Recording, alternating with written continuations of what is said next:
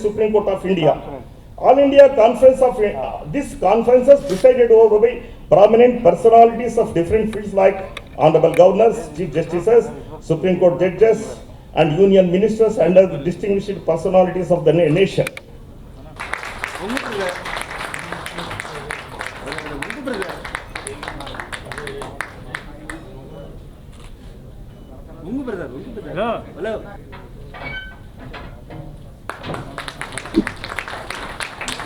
Of High Court of Andhra Pradesh.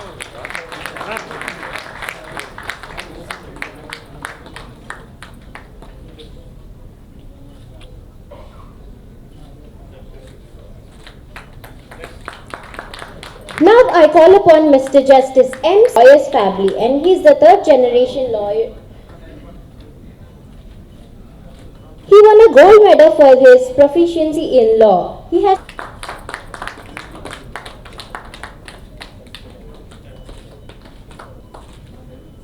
Mr. Ravi Prakash Mehrotra Garu, Senior Advocate, Supreme Court of India.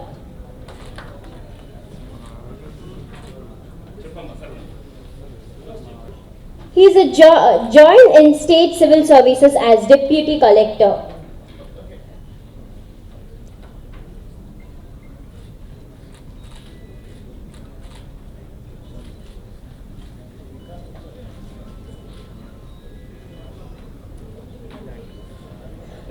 Now I call upon Dr. Himanshu Sharma, Physician Homeopathy of New Delhi.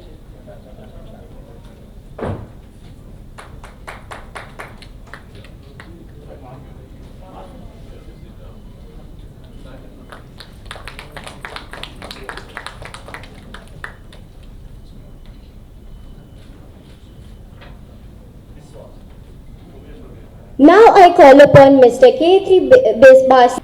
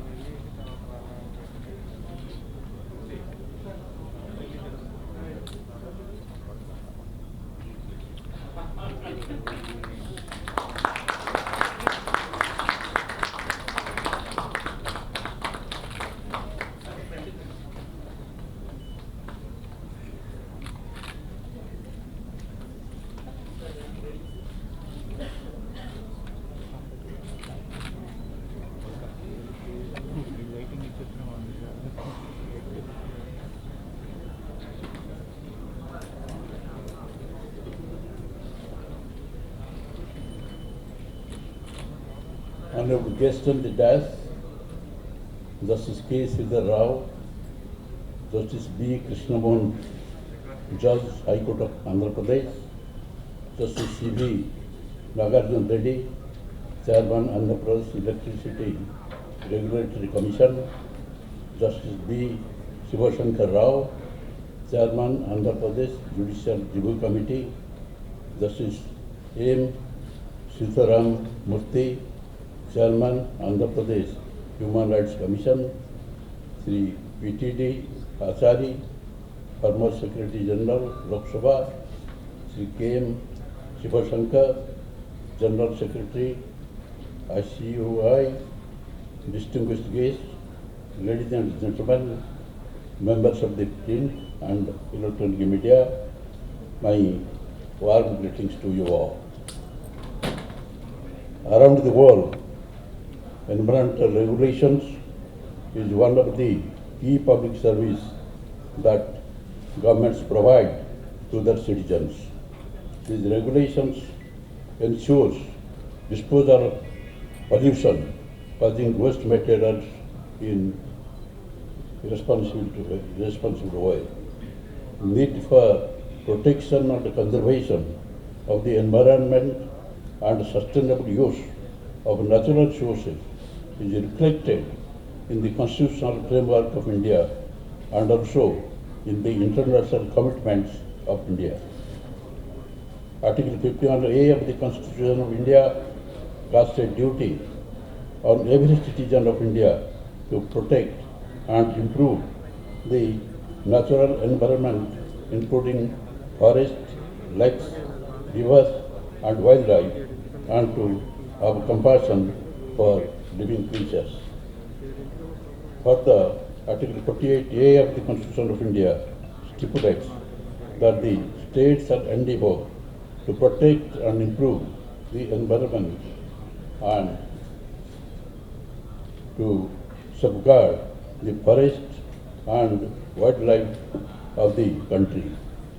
Some of the important acts for the environmental protection are as follows: the National Green Tribunal Act 2010, the Air Prevention and Control of Pollution Act 1981, the Water Prevention and Control of Pollution Act 1974, the Environmental Protection Act 1986, the Hazardous Waste Management Regulations, etc. The National Green Tribunal Act 2010 has been enacted with the objective to provide for the establishment of a National Green Tribunal for the effective and expeditious disposal of cases relating to environmental protection and conservation of the forests and other natural resources, including enforcement of any legal right relating to the environment, and giving relief and compensation for damages to the persons and the property and the matters connected therewith or incidental thereto.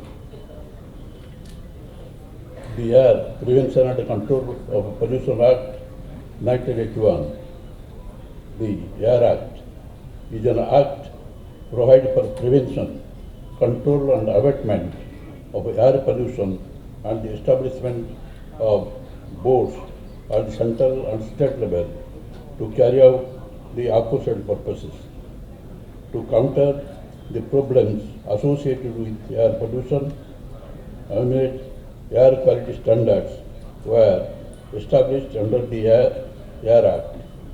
The Air Act seeks to combat air pollution by prohibiting the use of polluting fuels and substances, as well as the regulating appliances that give rise to pollution. The Air Act empowers the state government, after consultation with the state pollution control boards, to decide any area or areas within the state as air pollution control areas and areas. The Water Prevention and Control Act, Pollution Act 1974, has been enacted to provide for the prevention and control of water pollution and to maintain, to restore the wholesomeness of water in the country. It further provides for the establishment of boards for the prevention and control of water pollution to carry out the aforesaid purposes. The Water Act prohibits the discharge of pollutants into water bodies beyond a given standard and lays down penalties for non-compliance. At the center, the Water Act has set up the Central Pollution Control Board, which lays down standards for the prevention and control of water pollution. At the state level, state PCBs function under the direction of the central PCBs and the state government. The Environmental Protection Act 1986 provides for the protection and improvement of the environment. Environment Protection Act establishes the framework for studying, planning and implementing long-term requirements of environmental safety and laying down a system of steady and adequate response to situation threatening the environment. It is an umbrella legislation designed to provide a framework for the coordination of central and state authorities established under the Water Act 1974 and the Air Act.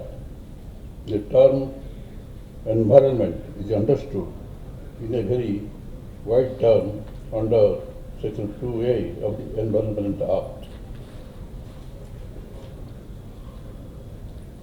It includes water, air and land, as well as the interrelationship which exists between water, air and land and human beings, other living creatures, plants, microorganisms of the property.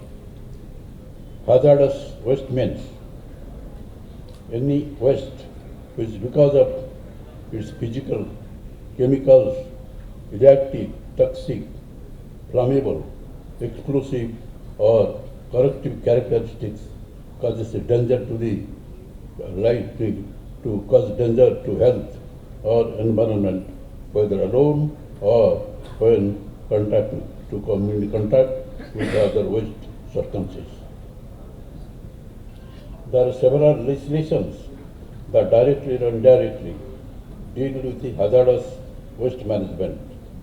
The relevant legislations are the Factories Act 1948, the Public Liability Insurance Act 1991, the National Environment Tribunal Act 1995, and the rules and notifications issued under the Environment Act.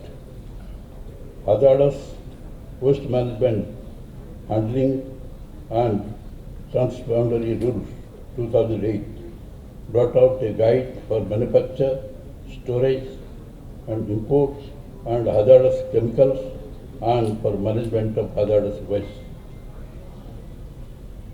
Biomedical waste management and handling rules 1990 were formulated along parallel lines for proper disposal, segregation, transport, etc. of the infectious wastes. Municipal solid waste management and handling rules 2000 aim at enabling municipalities to dispose of municipal solid waste scientifically. Even the shortcomings of the overlapping some categories causing inconveniences in implementation of the biomedical waste management handling rules 1998 as well as the municipal solid waste management and handling rules 2000. The Ministry of Environment, Forest and Climate Change has formulated the draft biomedical waste management and handling rules 2015 and the draft solid waste management rules 2015 and short comments on the draft rules. E-waste management and handling rules 2011 of the notified area May 1, 2011 and came into effect from May 1, 2012 with the primary objective to reduce the use of hazardous substances in electrical and electronic equipment by specifying the threshold for use of hazardous material and generalize the waste generated in the country for environmentally sound recycling. The rule applies every producer, consumer or bulk consumer, collection entire dismetric and recycler of e-waste involved in the manufacture, sale, purchase and processing electrical and electronic equipment or components as detailed in the rules. Battery Management and Handling Rules 2001 deals with the proper and effective management and handling of lead acid battery waste. The Act requires all manufacturers, assemblers, reconditioners, importers, dealers, auctioneers, bulk consumers involved in manufacture, processing, sale, purchase, and use of batteries or components thereof to comply with the provisions of the Battery Management and Handling Rules 2001. According to a well-known quote, environment, if we pollute the air, water, and soil that keep us alive and well and destroy the biodiversity that allows natural system to function, no amount of money can save us. The numerous environmental law in India can be successful at reducing pollution by only when regulations are sufficiently empowered and motivated. It is also required to develop reliable estimates of the cost that regulation imposes on industries and comparing them to the benefit to society by pollution reduction in terms of health and other aspects. At the same time, it is also critical to ensure that the various environmental regulations in force achieve pollution reduction at lower cost. At this point of time, I would like to tell you that it is only not only the law and the regulation which can protect the society, and we can protect the society from these environmental hazards. It is the executing authorities who are in charge of the implementation of the Act and the rules or regulations. They have to be very active, and they should be very sincere, and they must have the patriotic feeling that this is our nation, this is our society, and these are our people, and for them we have to implement the law and the regulations. As you know, in the Paris Convention, almost all the countries of the world had agreed that warmth of the atmosphere should be reduced by 2%. But still then, it has not yet been done because of so many reasons. That has become the situation. And that should be a vigorous campaign all over the country for fight out against this hazards of the atmosphere. Atmosphere has been completely spoiled. And for this, in different occasions, the intellectuals should come forward to write articles, to have debates, to create awareness amongst the people, and to save the society from these environmental hazards. It is completely polluted. But so far as I remember, in a cabinet meeting also, I said we have now 29 thermal power plants. We have signed MOU. It will just become hazardous unless you think as to how much of how to what extent it will pollute the atmosphere. The required number of plants are necessary. And therefore, have a committee of experts of national and international report, and on that recommendation, we have to have these plants. Therefore, it was stopped for the time being. So these are the different situations. Therefore, a campaign should be made all over the country, in every sphere, in the judiciary, in executive, in legislation, and common people, intellectuals, and all spheres of the people. This is the great danger put to the society, put to the nation, put to the people, and save the society, save your future generation. If this can be done, then there will be a solution to it. Thank you all.